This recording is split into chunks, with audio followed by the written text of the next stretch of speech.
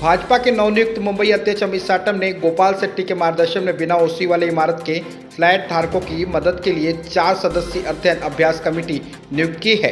इस कमेटी में advocate Amit Mehta, advocate Vivekanand Gupta, advocate Jayprakash Mishra तथा एडवोकेट सिद्धार्थ शर्मा जैसे दिग्गज और अत्यंत अनुभवी वकीलों का नाम शामिल है। यह कमेटी मुंबई की बिना ओसी वाली इमारतों की न सिर्फ जानकारी जुटाएगी, बल्कि वहां के नागरिकों को होने वाली अड़चनों और नियम तथा कानून के हवाले से अधिकारी वर्ग द्वारा उन्हें दी जा रही परेशानियों पर विस्तृत रिपोर्ट तैयार कर मुंबई भाजपा अध्यक्ष को सौंपेगी, ताकि इस विषय का संतोषप्रद व ठोस समाधान निकालने की पहल की जा सके। आइए नजर डालते हैं सुप्रीम समाचार की इस खास रिपोर्ट पर। मुंबई बीजेपी, मैं मुंबई बीजेपी के अध्यक्ष एडवोकेट अमित साटम जी को धन्यवाद देना चाहूँगा। वेलिंगटन सोसाइटी का मामला उजागर होने के बाद मैं, मंगल जी और हम सब लोग उसमें शामिल हुए और ये ध्यान में आया कि इस विषय को अगर हम लोग गंभीरता से नहीं लेते तो आने वाले दिनों में मुंबई शहर में बहुत सारे बिल्डिंगें हैं जिसको ऑक्यूपेशन सर्टिफिकेट नहीं है, और कोर्ट के आदेश के मुताबिक अगर ऑक्यूपेशन सर्टिफिकेट नहीं है तो आपको घर खाली करना पड़ेगा। ये बहुत महंगा साबित होगा आने वाले दिनों में। इसलिए मुंबई भारतीय जनता पार्टी के अध्यक्ष ने एक टीम बनाई है। एडवोकेट अमित मेहता जी, एडवोकेट विवेकानंद गुप्ता जी, हमारे सीनियर एडवोकेट जयप्रकाश मिश्रा जी और एडवोकेट सिद्धार्थ शर्मा जी के नेतृत्व में मेरे अध्यक्षता में ये कमेटी काम करेगी और पूरे मुंबई शहर में जिनको ऑक्यूपेशन सर्टिफिकेट नहीं है ऐसे सारे लोगों को एक साथ में लाकर, हमने सारे आर्किटेक्ट लोगों को भी अपील किया है, उनको भी हम साथ में जोड़ेंगे। और आने वाले दिनों में हमारी मांग सिर्फ इतना ही है कि 1991 के DCPR के मुताबिक जो बिल्डिंग बने हैं उनको वही कानून अप्लाई होना चाहिए।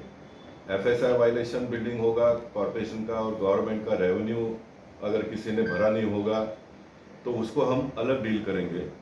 जो इनोसेंट है बिल्डर और आर्किटेक्ट के वजह से ऑक्यूपेशन पेंडिंग है, ऐसे सारे लोगों के लिए एमिनिस्टी स्कीम गवर्नमेंट ने लाना चाहिए और टाइम बाउंड पीरियड में लोगों को ऑक्यूपेशन सर्टिफिकेट प्राप्त हो, इस प्रकार का एक निर्णय हमको करना पड़ेगा।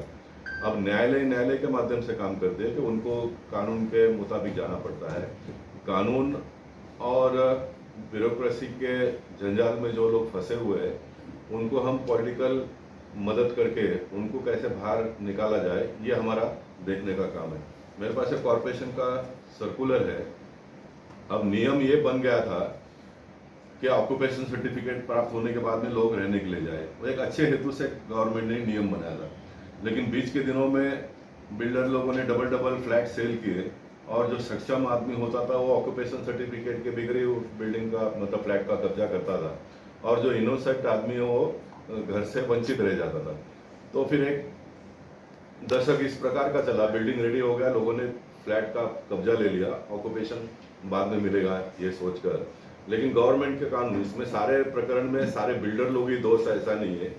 नए कानून आ गए, फिर ऑफिसर लोग नए कानून लादने लग गए, अमल में लाने लग गए, जो आर्किटेक्ट और बिल्डर उसको कॉम्प्लाई कर नहीं पाया। उदाहरण के तौर पर अगर मैं डायरेक्ट अभी वेलिंगटन सोसाइटी के ऊपर आ जाऊँ, रोड विड्थ का FSI बढ़ गया, इसलिए 91 के DCPR में बालकनी और कुछ फ्री FSI थे, उसको अभी 2034 के DCPR से लोग जोड़ रहे हैं। तो ये संभव नहीं है। गवर्नमेंट ने, आप सबकी जानकारी के लिए, फ्लैट धारकों के हित में, क्योंकि नए रीडेवलपमेंट में जा रहे तो लोग कहते हैं हमारा तो बालकनी के साथ में हमको 30% 40% जो भी बिल्डर देता है वो एक्स्ट्रा मिलना चाहिए, तो फिर बहुत सारे झगड़े तंटे शुरू हो गए उसमें से। तो गवर्नमेंट ने जूने बिल्डिंग को 35% फ्री FSI, फंजिबल FSI देना प्रारंभ किया, क्योंकि गवर्नमेंट को भी लगा कि दे आर यूजिंग और ये प्लान में पास हुआ है तो ये देने लग गए। लेकिन अभी वेलिंगटन सोसाइटी को अगर आप कहेंगे कि नहीं ये सारा आपको FSI में इंक्लूड करना पड़ेगा, तो बड़े पैमाने पे उनको पैसा भरना पड़ेगा। अब न्यायालय ने कितनी वेलिंगटन सोसाइटी के लिए बारे में ये भी कर दिया है कि भाई इसमें सब पैसे वाले लोग रहते हैं। अब उसमें कितने पैसे वाले लोग रहते हैं तो सर्वे करने के बाद में मालूम पड़ेगा। लेकिन मेरा ये कहना है कि संविधान ऐसा किसी को भी अलग नजरिया से देखता नहीं। संविधान और कानून सबके लिए एक होता है, गरीब हो या अमीर हो, सभी ने कायदे का पालन करना चाहिए। इसलिए सबको ये कानून लगना चाहिए। और मैं फिर एक बार कहूँगा कि जो जूने बिल्डिंग 91 के DCPR के मुताबिक बने हैं उनको वही कानून लगे और उनको 2034 का कानून न लगे, इतना ही हमारा मांग है। और एक एमनेस्टी स्कीम निकालकर गवर्नमेंट सारे ऑफिसरों को भी ये कहते हैं कि भाई टाइम बाउंड पीरियड में इसको पूरा करो तो ऑक्यूपेशन सर्टिफिकेट मिलेगा, वरना सारे लोग साइलेंट रहेंगे। तो मैं ये भी बहुत खुलकर बताना चाहता हूँ क्योंकि मैंने देखा है, मैंने अनुभव किया, मेरा एक्सपीरियंस है। आज बिल्डर अगर ऑक्यूपेशन पुटअप करता है तो भी मिनिमम 50 लाख और मैक्सिमम 1 कोटी, उससे भी ज़्यादा अगर कोई देते हैं तो वो आकर कहेंगे तो पब्लिक को मालूम पड़ेगा। ये ऑफिसर लोग फिर ऑक्यूपेशन सर्टिफिकेट नहीं देंगे।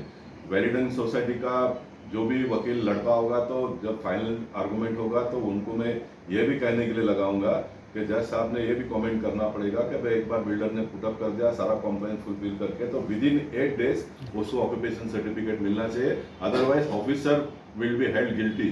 ये भी हमको करना पड़ेगा, नहीं तो ये ऑफिसर राज होगा मुंबई शहर में।